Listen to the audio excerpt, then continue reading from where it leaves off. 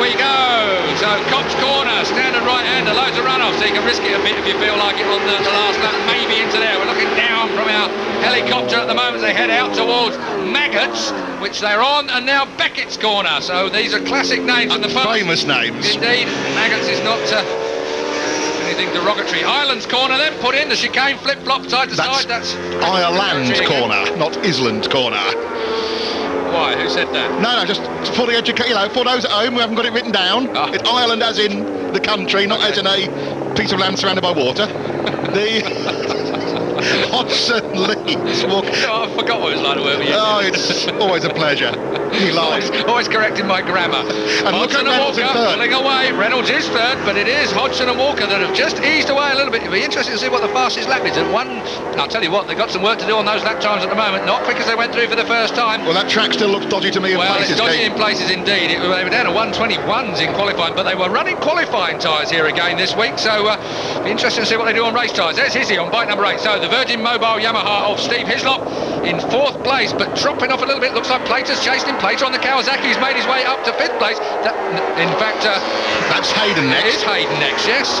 And then it's Plater right on Hayden's case. And then it's Mackenzie, and then is that Sean Emmett? It is Sean Emmett. Sean Emmett, and that's pretty good. I tell you what, I watched Sean Emmett come through Woodcote earlier on in the warm-up. I'll tell you, it's frightening on that Honda. It didn't look healthy to me. I watched Tosland yesterday. Very, very fast on the SP1. Yeah, but there's a lumpy bit right in the middle of Woodcote corner, Julian. Oh, yeah. Oh, and out has gone Frosty. Rob Frost has hit the deck on the other. Travis Perkins, Honda Britain bike. Rob Frost after 2 third places in the Super Stocks and Super Sports at Snetterton, the last round of the British Championship. He is a journalist, the Fast Bikes magazine journalist. He has ridden absolutely brilliant, but not now. He's out, and this was his opportunity on the Works Honda to do something brilliant. His first opportunity ever, coming off the back of those 2 third places, and now he's wiped out and finished with. So Rob Frost limps back to the pits. Meanwhile, not limping anywhere here. Yeah, these two, Hodgson and Walker at the front. Reynolds closing. So that is the top 3 in the championship, 1st, 2nd and 3rd.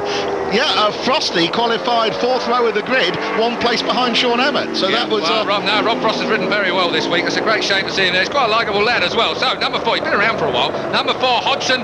Then we've got Walker. They don't call him the stalker for nout on the National Tyre Suzuki. I watched him in qualifying, and it's the first time Chris Walker's actually scared me.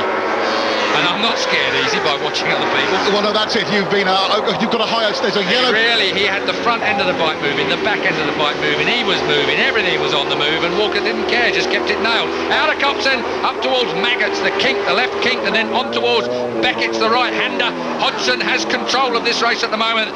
Well, the INS Ducati men are absolutely superb this year now. Neil Mackenzie ably backing up Neil Hodgson with no doubt technical help and assistance in setting up their motorcycles, but the INS Ducati boys definitely are stealing a bit of a march over the rest of the Ducati teams at the moment. I'm not going to be liked for saying that, but you have to say it. Let's not forget though that John Reynolds, the Red Bull Ducati man, leads the championship. Indeed. Well, you have to say also that we had a little bit of a problem at Alton that might have helped a little bit there. Did indeed, Keith, did indeed, as we stay with Neil Hodgson. And as you said, right at the front of this race, looking smooth. There's Walker. It's a contrasting start, but I think the man you should keep an eye on, in 3rd place, John Reynolds. Ducati Red Bull number 3 is just creeping up to them.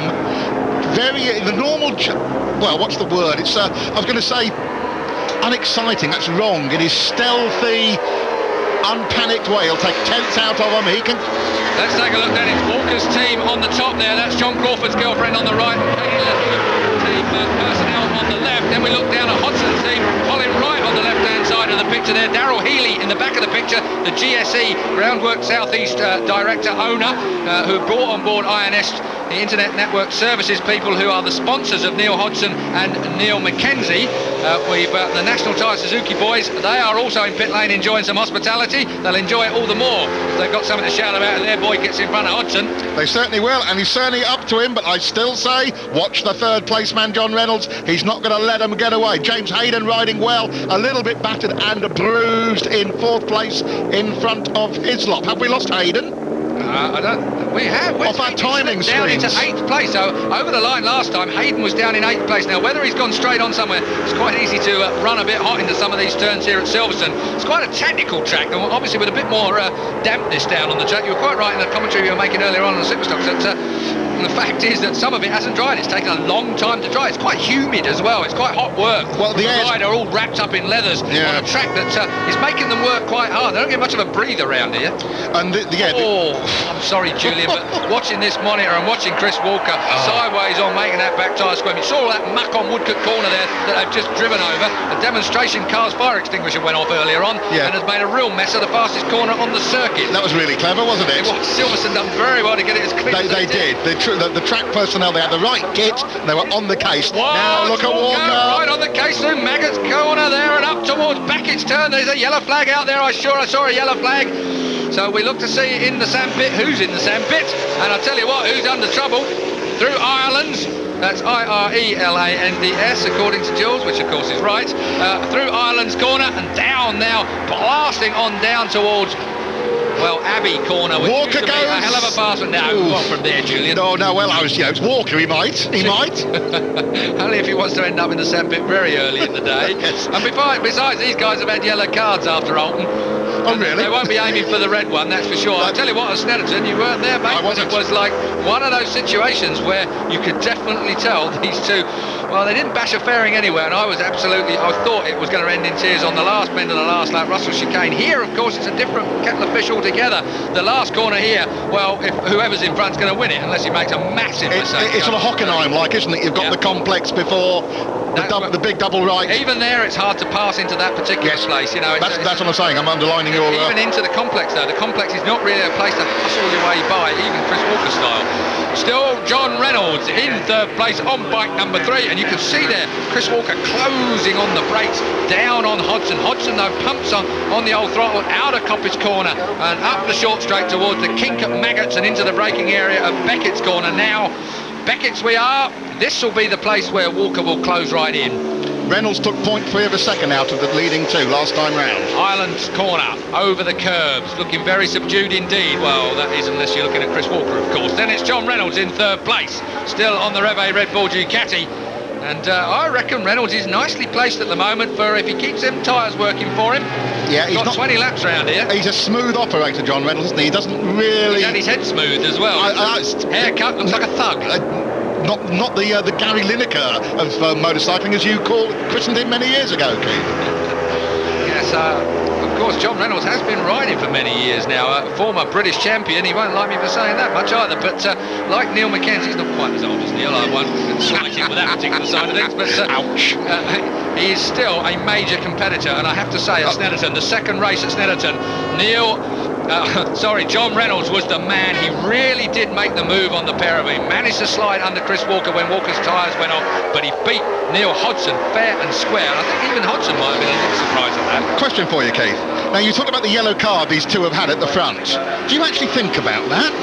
On the racetrack? I think there was so much muck jammed in the fan after Alton. I think that these two, it looked like a court case. It looked like a situation where the sponsors were going to be falling out. It looked like the team management were a little bit edgy. I mean, Paul Denning for Suzuki definitely was very, very miffed at the manoeuvre that Hodgson came across the front of Chris Walker.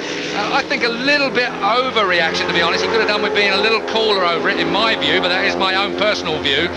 So you've got to say that now that the points have been given back to Hodgson, that Walker and Team National Tyre Suzuki will want to prove their worth out on the track. They'll want to now just beat and whoop the pants on Neil Hodgson. And really, if ever anybody can, the Suzuki's looking good, and Chris Walker, you can never discount him. If he was riding a Garden Gate, he'd be there, wouldn't he? He would be. He's currently third in the championship on 150 points. That is 44 points behind John Reynolds, who leads the championship. And John has dropped back off the pace of the front two, having closed right up to them. John, out of camera shot, must have had a nasty moment somewhere.